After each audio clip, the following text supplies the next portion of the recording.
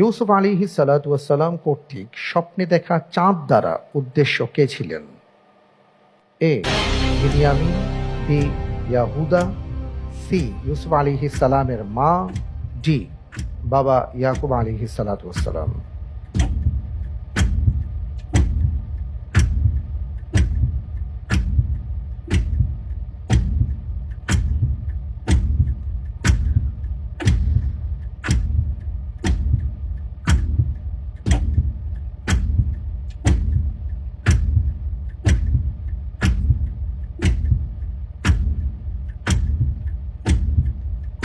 চিন্তা করার জন্য ৪৫ সেকেন্ড সময় ছিল, সময় দ্রুত ফুরিয়ে আসছে।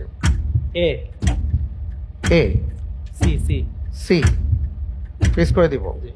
লক করা হোক অপশন সি, ইউসুফ আলাইহিস সালাতু ওয়াসসালামের মা। আপনি প্রথমে বলেছিলেন এ, তারপরে বলেছেন সি। আপনি যে উত্তরটি দিয়েছেন আপনার উত্তরটি সঠিক উত্তর। আলহামদুলিল্লাহ।